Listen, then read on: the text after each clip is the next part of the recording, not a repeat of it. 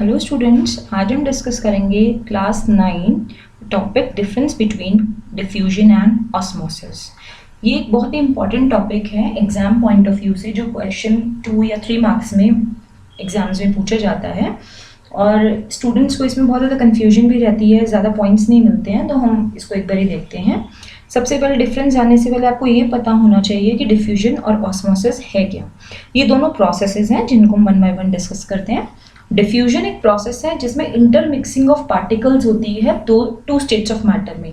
आपको पता है 3 स्टेट्स ऑफ मैटर होती हैं, सॉलिड, लिक्विड एंड गैसेस। अगर इनमें हम इंटरमिक्सिंग कर दें पार्टिकल्स की, लाइक लिक्विड को सॉलिड में डाल दें या लिक्विड को गैसेस में, गैसेस के मॉलिक्यूल्स लिक्विड में, तो ये क्या होगा, इंटरमिक्सिंग होगी पार्टिकल्स की। तो इसी प्रोसेस को बोला जाता है डिफ्यूजन। वहीं ऑस्मोसिस क्या होता है?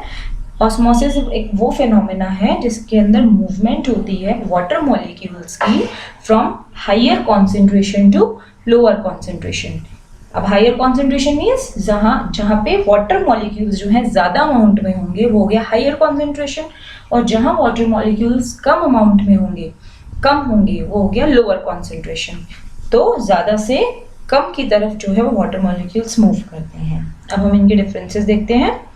डिफ्यूजन में फर्स्ट पॉइंट है, it occurs in liquids and gases.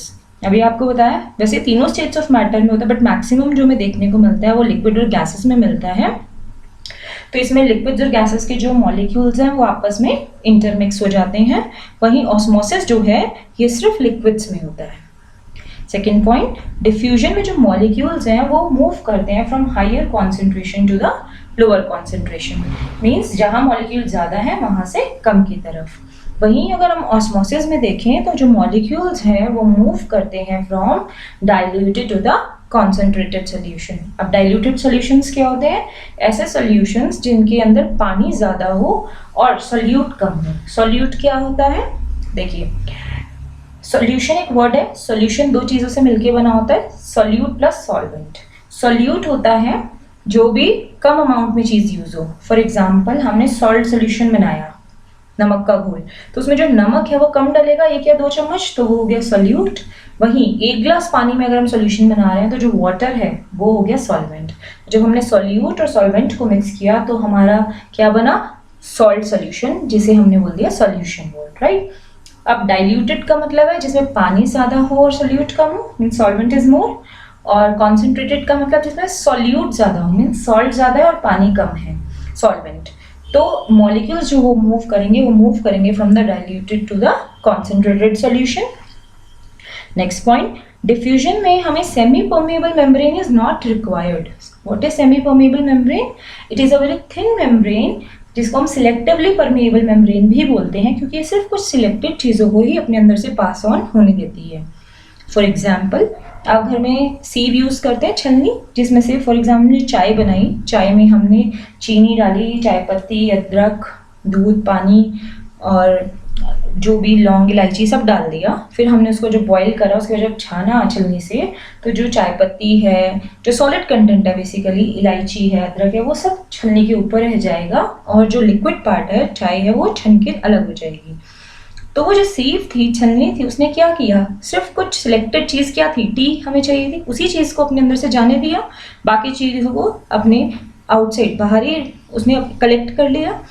तो ये हो गया सेमी परमेबल मेम्ब्रेन। इसी तरीके से जो सेमी परमेबल मेम्ब्रेन है वो भी अपने अंदर से सिर्फ उन्हीं चीज़ों को पास ऑन होने देती है जिसकी ज़रूरत है।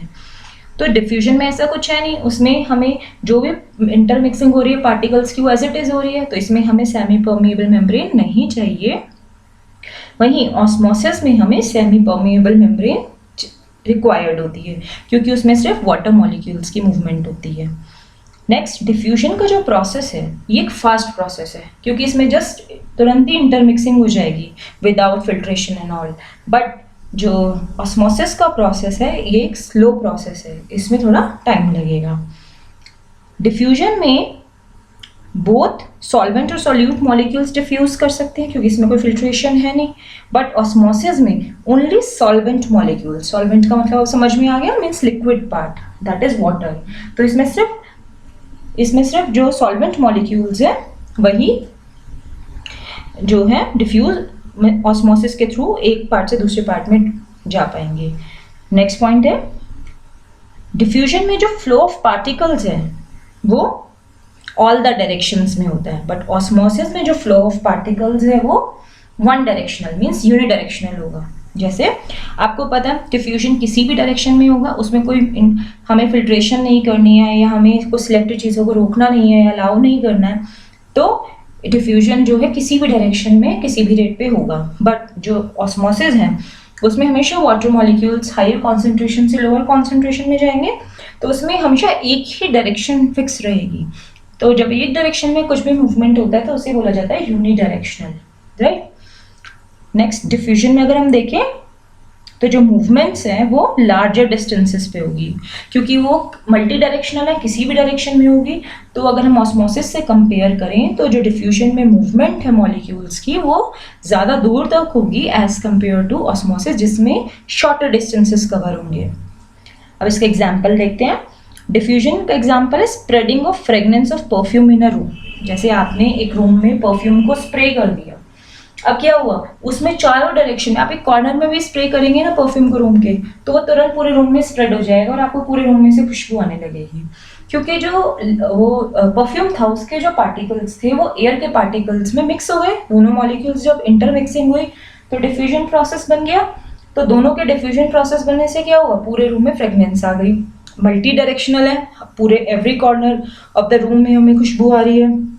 ज़्यादा एरिया भी कवर किया तो ऊपर के पॉइंट जब आपको समझ में आए होंगे। और वहीं अगर हम ऑस्मोसिस का एग्जांपल देखें तो इसका एग्जांपल है डे टू डे लाइफ से अगर मैं एग्जांपल लूँ तो absorption of water by the roots from the soil. जो हमने एक प्लांट ग्रो किया, जो उसकी रूट्स हैं वो पानी कहाँ से ले रही है, सॉइल में से। तो जो सॉइल में हम पानी डाल रहे हैं उस मिट्टी के अंदर जो वाटर मॉलिक्यूल्स हैं वो ज़्यादा हो गए, तो वो ज़्यादा होने के मतलब डाइल्यूटेड हो गए। अब जो प्लांट है उसके अंदर पानी कम है, मीन्स कॉन्सेंट्रेटेड फॉर्म में है।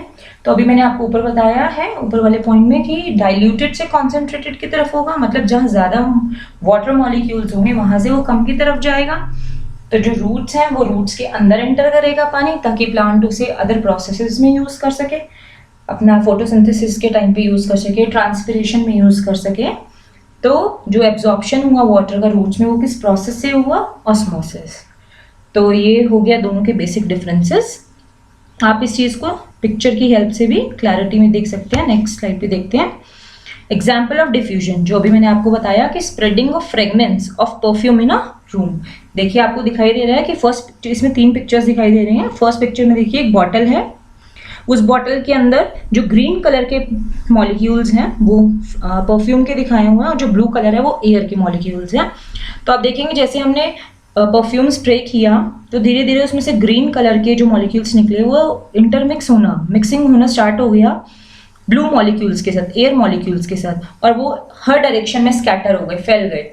तो ये प्रोसेस हो गया डिफ्यूजन का।